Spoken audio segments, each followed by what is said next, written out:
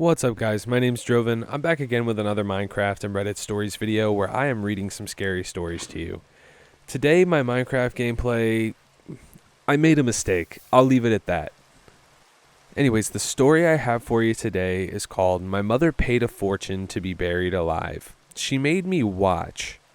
Alright, I can only imagine where this one's gonna go, guys. The magazine in my hand was dated January 2024. The edges of the pages were slightly wavy from humidity, and the cover showed a white sailboat cutting through blue waters in the Mediterranean. I wasn't reading. My eyes scanned the captions. Freedom, horizon, exclusivity, but my brain was fixated on the annoying sound coming from the reception desk. A pen tapping against wood. "Felipe, fix your collar," my mother said, looking at me. She sat with the posture of an exiled queen. Back straight, barely touching the upholstery on the moss green velvet armchair. "It is fixed, Mom," I lied, wiping sweat from my neck. The air conditioning was on, but the old building, a renovated mansion in the Jardins district of Sao Paulo, retained the midday January heat. We weren't in a hospital. It didn't look like a clinic. It looked like a luxury notary office, or the antechamber of a high-end criminal law firm. Dark wood paneling, Persian rugs that muffled footsteps, and that heavy, respectful silence that only money can buy. There was no smell of antiseptic. It smelled of floor wax and freshly ground espresso. "Did you bring the apartment transfer documents?" she asked. I did. They are in the briefcase. "But aren't we doing that later? I thought today was just the consultation for that resting procedure you had mentioned." She finally looked at me. Her cold blue eyes always reminded me of marbles. There was no fear in them. "There is no later, Felipe. For God's sake. You never pay attention to the details. It is today." "What is today?" I asked. The tapping of the pen stopped. The receptionist looked up from her monitor.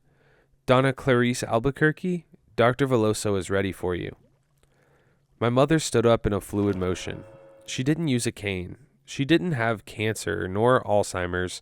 She was 68 years old, had ironclad health, and a bank account that allowed her to do whatever she wanted, including this, whatever this was. Until that moment, I thought it was just a routine checkup. We walked down a wide corridor. There were framed pictures on the walls, antique botanical prints, roots, tubers, seeds germinating in the dark of the earth. No flowers. Only the parts that belonged underground.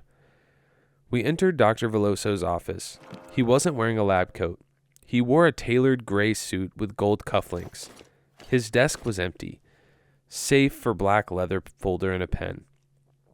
"Donna Clarice, super punctual," he said without smiling, extending his hand like he was closing a business deal. "And this is Felipe, I presume, the trustee." "Trustee?" I asked, shaking his hand. It was dry, like old paper. "I am her son." "Technical terms, Felipe," my mother cut in, sitting down. "Let's skip the pleasantries, doctor. I have a lunch scheduled. Or rather, I don't. Habit of speech. Let's sign." Dr. Veloso opened a folder. The sound of the leather creaking was loud in the quiet room. He pulled out 3 copies of a document on thick, cream-colored paper. "The plot is prepared according to your specifications. Clay soil, medium compaction, no concrete lining, as you demanded. Direct contact." "Excellent," my mother said, picking up the pen. "The worms need to do their work. I don't want to be a pickle preserved in a cement box. I want integration." I looked from one to the other, feeling a headache starting to throb in my left temple. "Wait," I raised a hand. "Soil, worms? Mom, are you buying a plot? Is that it? You brought me here to buy your grave?" Dr. Veloso stopped organizing the papers and looked at me with raised eyebrow. "Donna Clarice, has Mr. Felipe not been informed about the nature of the total immersion protocol?" My mother sighed, that long, theatrical sigh she used when I spilled juice on the rug as a child. "I said it was a definitive procedure, Felipe. You only hear what you want to hear." "What do you mean, Mom? Like dying? Are you going to kill yourself here?" "Don't be vulgar," she clicked her tongue. Suicide is for desperate people who jump off viaducts and cause traffic jams. What I'm doing is assisted vital renunciation. It's a civil right. I'm bored, Felipe. I laughed. It was a nervous laugh that came out sounding like a bark. Bored? You were going to the ranch tomorrow with Aunt Sonia. You just renovated the kitchen. And it turned out crap. The granite came stained, she said, signing the first page with an aggressive flourish. Look, son, I have seen everything. I have traveled. I have married. I've been widowed. I've raised you. The world is boring. Too hot, too noisy. Politics is a joke. Technology irritates me. And I don't have the patience to wait for cancer to eat me in 10 years. I want to leave while I'm beautiful and lucid. I just want to turn off the lights. She pushed the paper toward me. Sign as a witness. Go on. I looked at the paper. Clause 4. Consent for burial in a state of wakefulness. Sole paragraph. The contractor declares awareness that there will be no administration of chemical euthanizing agents. Death will result from natural hypoxia, lack of oxygen, due to soil coverage. I tasted my breakfast rising in my throat. Burial in a state of wakefulness? My voice cracked. You're going to be buried alive? Anesthesia interferes with the experience, Dr. Veloso explained calmly, as if describing a wine. Our foundation's proposal is a return to the earth, the sensation of weight, absolute darkness, the embrace of matter. It is the only real form of connection. Drugs only numb the transition. Dona Clarice opted for the pure root package. It is only for the strong, like her. You people are sick. I stood up, knocking over my chair. Mom, let's go. This doesn't exist. You're going senile. This is insanity, and I'm going to have you committed. My mother didn't even lift her head from the paper. Son, if you don't sign, my entire estate will be donated to the agency. The will is already drafted and registered. If you sign now, the assets are yours.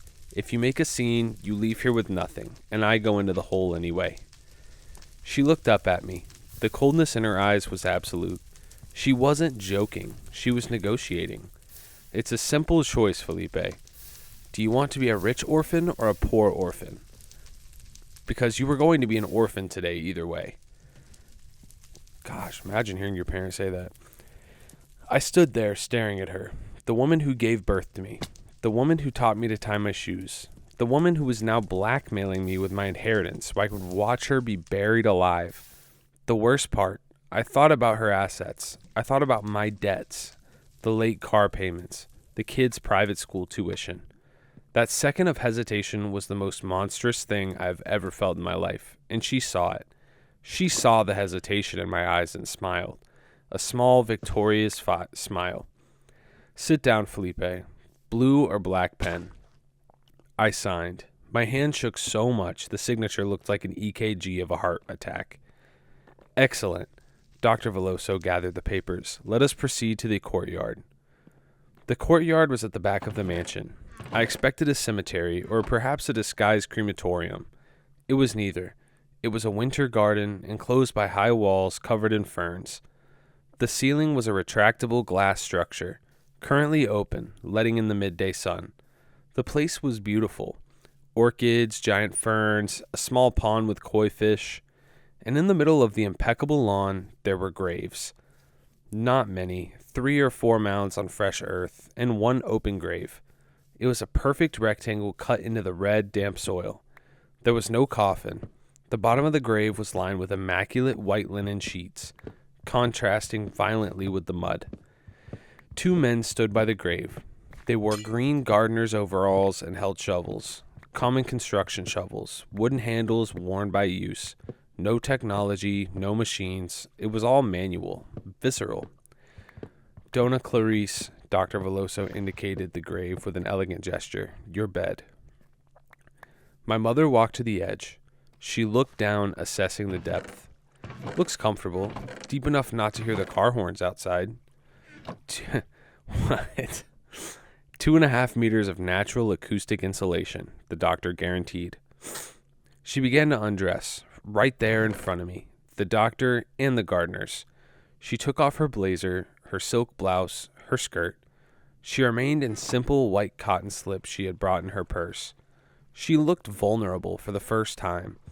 The sagging skin on her arms, the varicose veins on her legs, but her posture remained rigid. "Felipe," she called. "Help me down. I don't want to dirty my feet before it's time." I walked over to her. My legs felt like lead. "Mom, please. We can go get ice cream. We can go to the movies. Don't do this." "I hate the movies." She held my shoulders. "Don't cry, Philippe. It's pathetic. I'm happy. Look at this." She pointed to the dark earth. No annoying people, no neighbors, no bad news, just peace. I want to feel peace. "Mom, you are going to suffocate. It's going to hurt, and you are going to regret it." The panic lasts 2 minutes, according to the doctor. After that, the brain shuts down. I can handle 2 minutes of panic in exchange for an eternity of silence. She sat on the edge of the grave, swinging her legs in. There was a small earthen step carved out. She stepped down. She lay on the white linen. The red dirt walls of the grave were inches from her shoulders. She crossed her hands over her chest. She looked up at the rectangle of blue sky framed by the earth, and at my face leaning over the edge. "Philippe?" "Hi, Mom. The house alarm code has changed. It is 170126. Today's date, so you don't forget." "Okay. And that Chinese vase in the living room? It's a fake. You can sell it cheap." "Mom," tears streamed down my face, dripping under the dirt down there. "Goodbye, dear. Be practical." She closes her eyes. "Doctor, you may cover." Dr. Veloso nodded to the gardeners. The sound was what broke me. The sound of the shovel slicing into the pile of loose dirt, and then the sound of dirt falling. The first shovel load didn't hit her face. The gardener was careful, or perhaps trained. He threw the dirt onto her legs. The white linen began to turn brown. My mother did not move, not a muscle. The second load covered her waist, the third her hands. I wanted to jump in there. My body screamed to act, to save my mother. But my mind was paralyzed by the contract, the apartment, the absurd normality of it all. The doctor was checking his watch. The gardeners worked in a steady, momentous rhythm. It was a job, just a job to them. The dirt reached her neck. She remained motionless. Her chest rose and fell slightly. She was breathing. The gardener paused and looked at the doctor. "The face, sir? Proceed gently."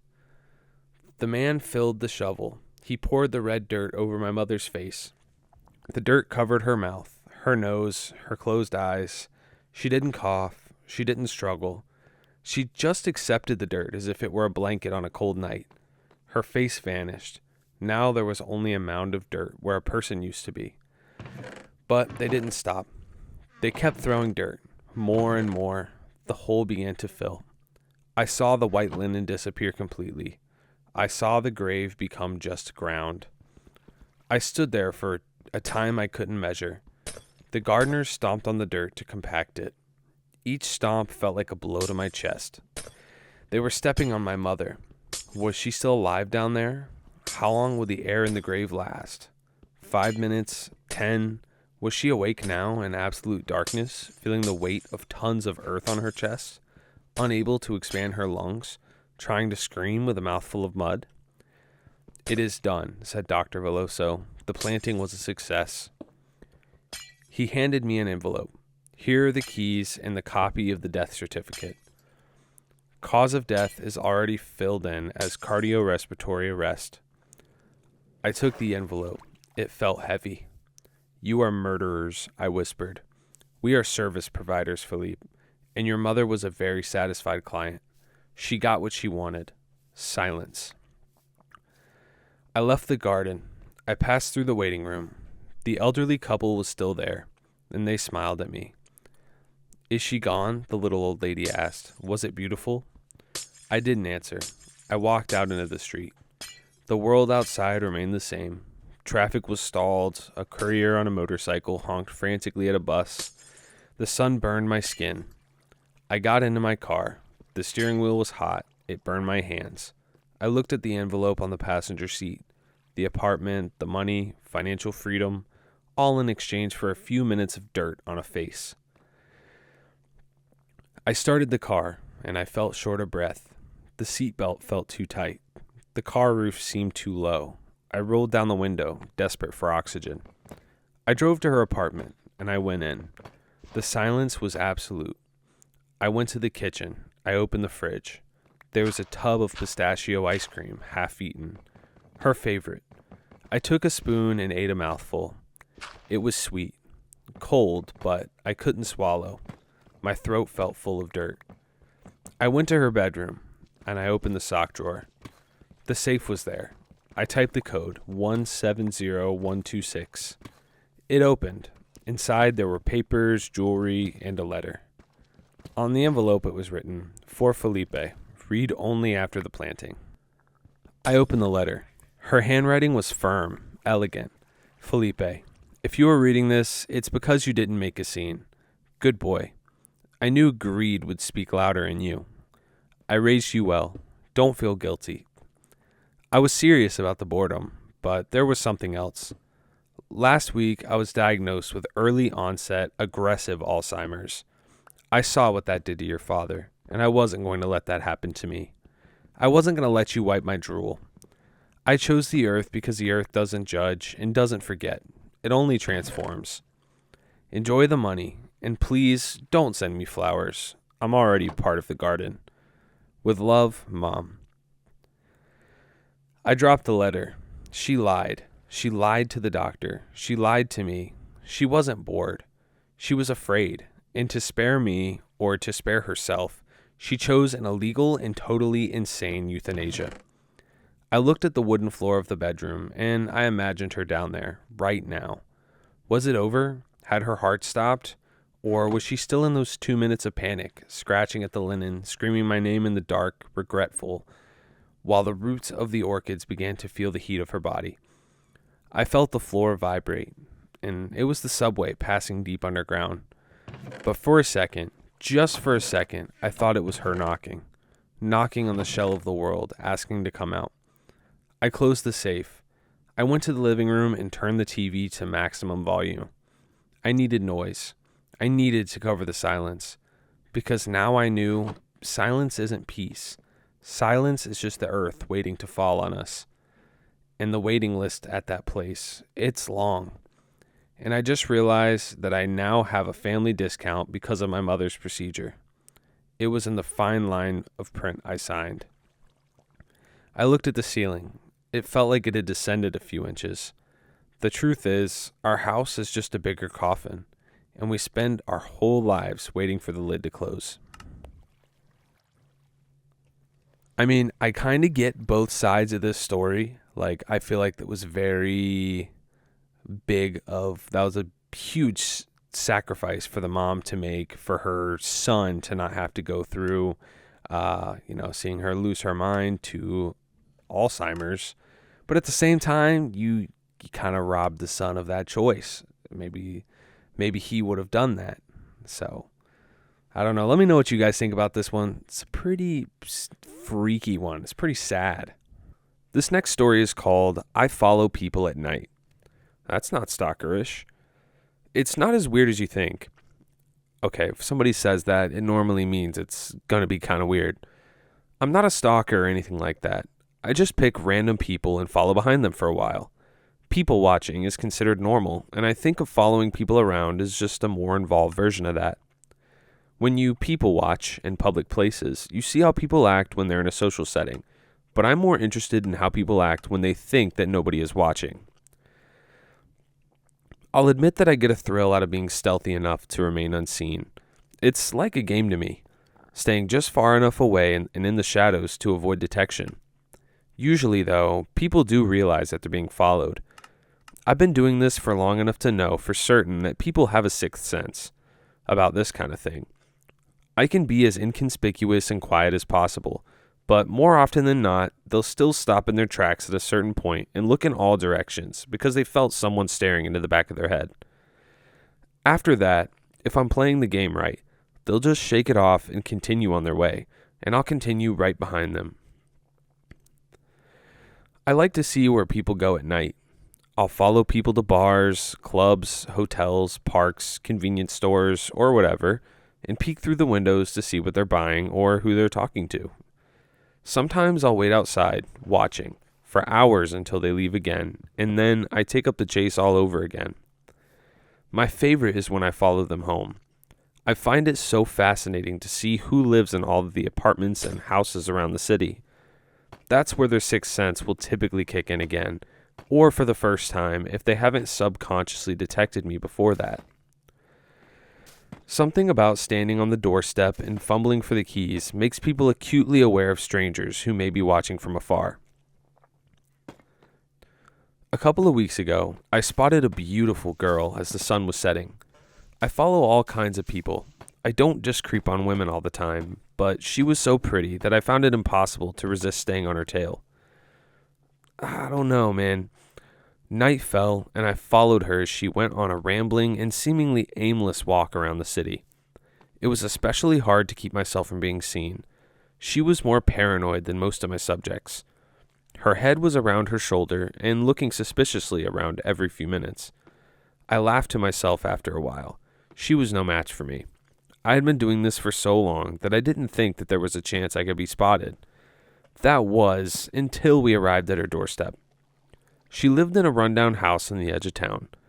The neighborhood was in near total darkness except for when the street lights would flicker on for just a single moment every minute or so. I had bad luck that night. She got paranoid and checked her peripherals right as the lights flickered, and she saw me crouching behind a bush. "Who are you?" she called out in the pitch blackness. I didn't say a word. I thought that if I stayed quiet and motionless, she might think that her mind was just playing tricks on her. "I see you there. What do you want?" I could tell that the jig was up. I rose slowly to my feet as she pulled her phone out and shone the flashlight at me. She asked again, "Who are you?" I don't know what to say. This was the first time that I'd been caught without any sort of plausible deniability that I could use as an excuse. So against my better judgment, I was honest. I simply told her that I'd been following her. Following me? Why? I kept it vague. I told her that's just what I do. "Oh, then you must be my guardian angel," she said with an odd mixture of excitement and relief. I laughed and said that I suppose that I must be. Yeah, I don't know. I feel like that's not what any normal, sane person would say. Like, "You're not my guardian angel, you're a creep." "I'm so glad that you're here. I knew that you would come. I just knew it. I've been waiting for you." Her response was strange, and it made me uneasy. I asked her if she'd seen me following her earlier that night, because I figured that's what she must have been referring to. "No, but I saw him," she said quietly. "The devil." "The devil?" I asked her who this devil was. "You didn't see him? He's been following me for weeks, and he keeps getting a little closer each time. I hoped and prayed that my guardian angel would come and save me. If the devil is following me, then the angel who watches over me must be following too." That's when my sixth sense kicked in. The hairs on my neck stood up straight. I didn't hear a sound. I didn't catch anything out of the corner of my eye, but somehow I knew that there was something behind me. Suddenly the street was unnaturally quiet, as if the air around us had frozen in place, and I heard the breath get caught in that pretty girl's throat. I turned and looked. What I saw only for a second. The streetlights blinked on for a single moment, and I saw the devil that had followed us both. It was a horribly bloated and decomposing corpse with eyes and a mouth full of maggots, clothed in a hooded robe, standing perfectly still about a yard away. The light went back out. A gust of wind as cold as death blew itself across my face, and the stench of 1,000 open graves filled my nostrils. The girl behind me screamed so loud that I thought my eardrums would burst. I ran. I couldn't save her. I didn't even try. I wasn't her guardian angel. I was just a coward. But what could I have done against whatever that thing was? I never saw it move, but I know that it got past me and killed her. As I made my escape, her screams seemed to only get louder until they suddenly stopped. There was never any report about what happened in the media. I came back to that neighborhood a week later and asked some of her neighbors about what happened to her. They told me that she just up and disappeared one day. No body was ever found, that she just vanished. I tried to get back into my hobby. I started following people around again, but something felt wrong. I kept getting the feeling that I was the one who was actually being stalked. That hooded corpse started appearing in the corner of my eye, but by the time I could turn my head to look, it would be gone. It's better at hiding than I am. Eventually, I stopped trying to follow people, and I quit going out at night entirely. When I look out of my windows after dark, I'll see it standing there in the street. As soon as I blink, I lose it. I don't know how much longer I have. Maybe it was just my mind playing tricks on me, but I could swear that I saw it in the reflection of my bathroom mirror last night. That was a creepy one. Oh my gosh. That's wild how the stalker ended up at the end of the story being the one who was actually being stalked. Anyways, that's all the Minecraft and Reddit stories I have for you today. If you enjoyed the video, drop a like and subscribe. If you didn't, I don't know what to tell you. Peace.